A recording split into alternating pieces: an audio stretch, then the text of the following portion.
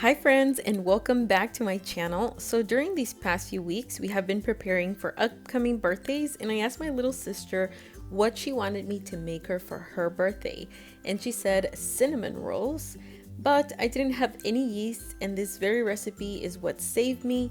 Today I am sharing my no yeast cinnamon roll recipe with you, so let's get started.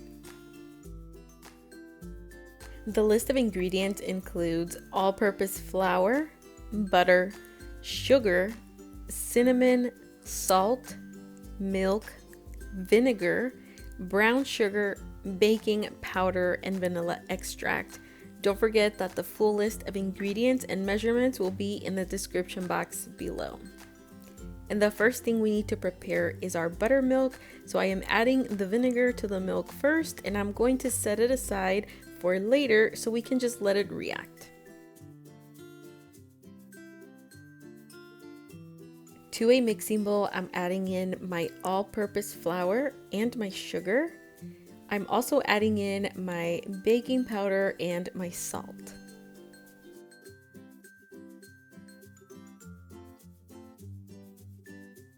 To incorporate these ingredients, I'm using my dough cutter, and I'm just going to lightly whisk all of the dry ingredients together.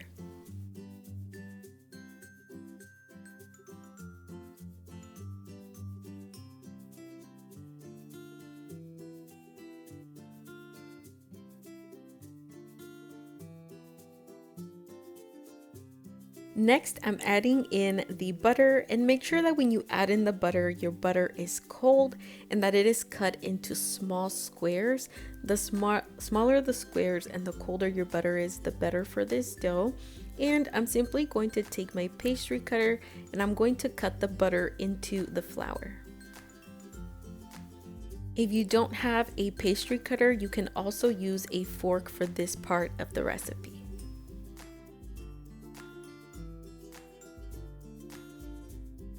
After a few minutes of cutting into the butter, I'm going to give the buttermilk a quick stir, and I'm adding the buttermilk into the flour.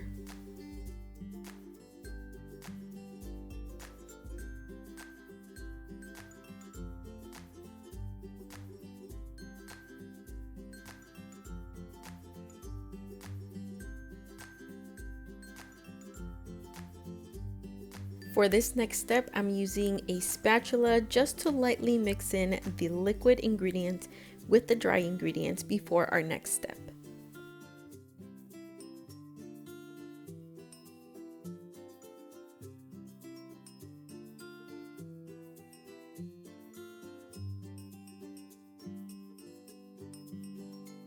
The dough will start to come together and it will be very sticky and a little bit stringy.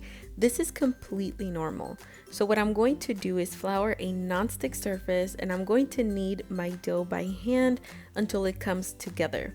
You can also knead your dough in a big bowl or even in a stand mixer, but I really prefer to make this dough by hand because it's based on how the dough looks and feels, and because I also get a lot of questions if you can make these things by hand or simply using a hand mixer, and this is an example that you totally can.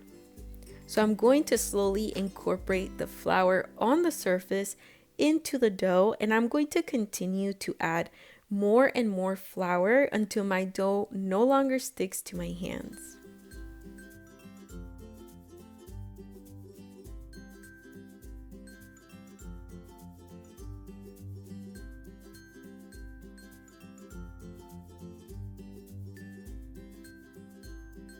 In total, I used an additional half cup of flour to knead my dough and an eighth of a cup to roll out the dough.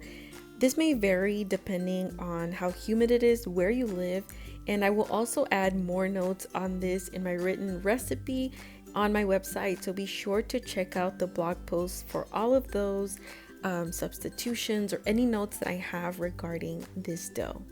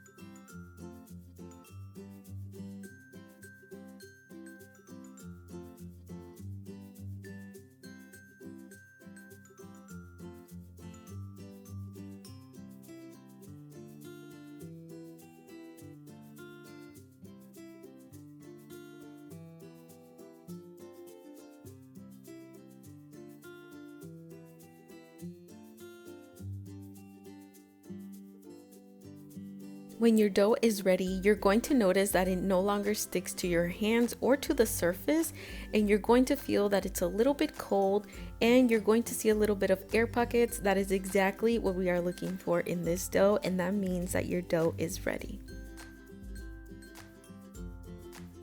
To roll out the dough, as I mentioned, I floured my surface again, and I'm going to slowly begin to spread my dough using my hands.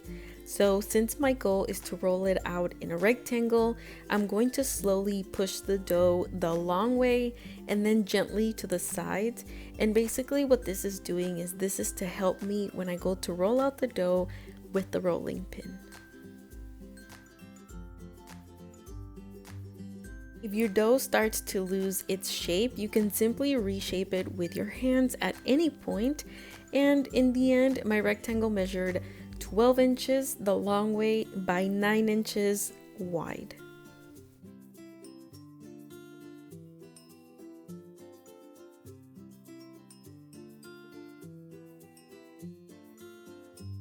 For the filling, we are going to mix brown sugar, cinnamon, and regular sugar. And I also melted some butter, and I'm simply going to mix everything to form a paste.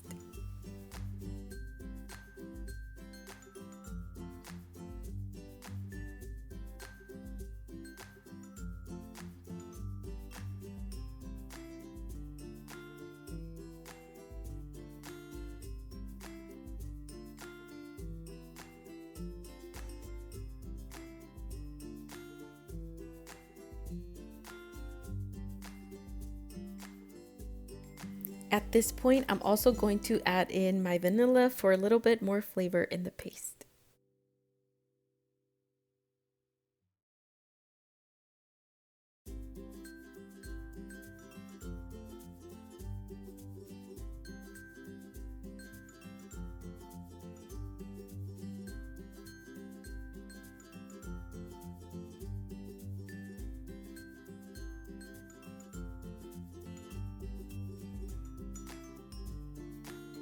When spreading the paste, be sure to leave at least 1/4 inch of free dough so that you're able to roll the dough and pinch it once you spread the entire paste.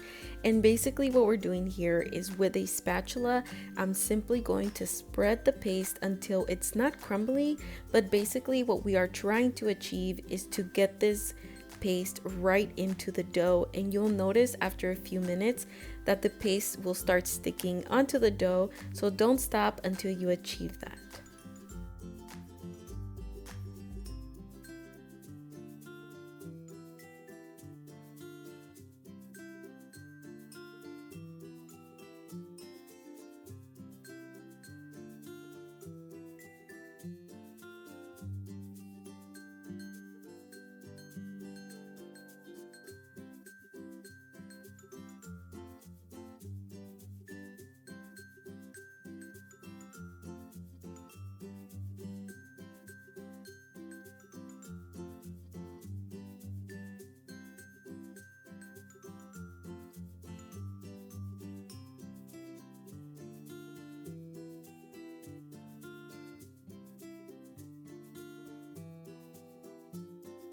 Now choose one of the long ends and start rolling. Make sure that when you are rolling, you roll as tight as possible, but don't worry about being too perfect with the rolling. And when you get to the end of the roll, be sure to press the ends a bit tight and just make sure that the seam of the roll doesn't come apart. That way your rolls stay tight and they're able to bake very clean. Then with a bench scraper, I'm going to cut the roll in 12 pieces. And to make this a little bit easier, I'm going to start at the middle of the roll and then cut those pieces into half and those pieces into threes to give you a total of 12 pieces. You can definitely cut these rolls bigger, smaller, you can do whatever you want with them, but this is just a guide and an example of what I did. I'm using a 13 by 9 inch baking dish.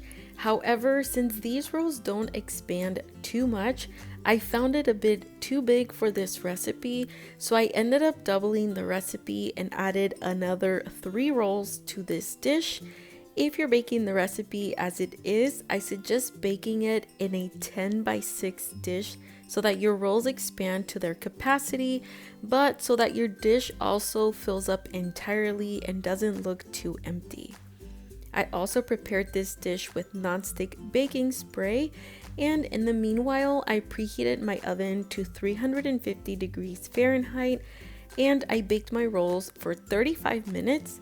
Then I turned off my oven and allowed my cinnamon rolls to continue to bake in the hot oven for another 5 minutes. At the end of the 5 minutes, I removed the rolls and allowed them to cool in a baking rack.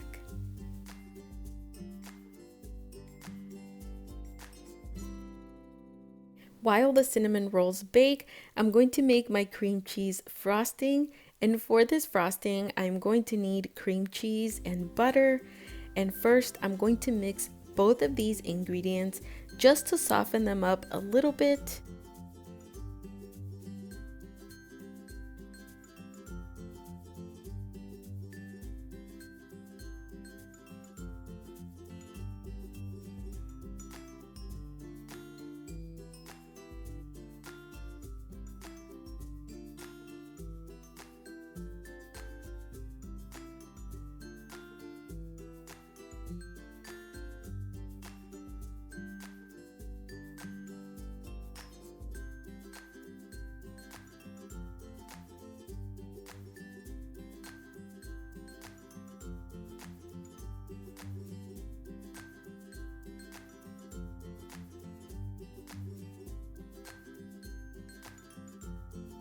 After a few minutes, I'm going to add in the powdered sugar and the vanilla, as well as the rest of the cream cheese, because in the beginning I was going to use less cream cheese.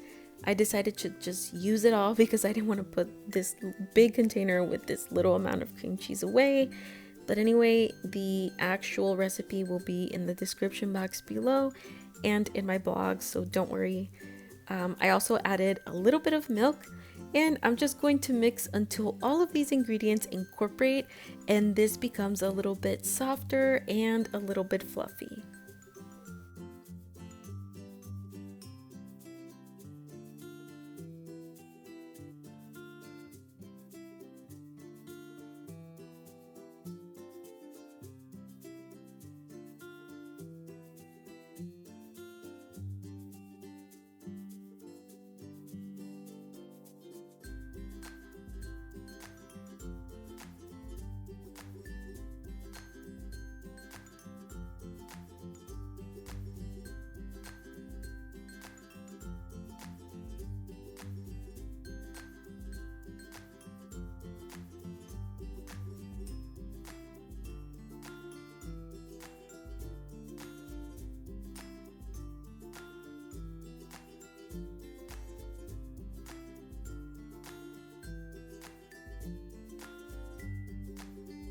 My cinnamon rolls have been cooling for 10 minutes, but they are still warm, and I'm going to add my frosting with a spatula. I suggest adding the frosting while the rolls are still warm so that it melts a little bit into all the crevices of the cinnamon rolls. These rolls are definitely soft. A lot of it has to do with the low baking temperature we used and the way we finished baking them at the end. Also, I want to add in a few notes. So if you are storing them in the refrigerator after eating some of them, I suggest closing them with a lid or with plastic wrap to preserve the texture and to prevent drying. And usually if I eat them the next day, I usually warm them for 15 to 20 seconds in the microwave and have them with coffee or a glass of milk.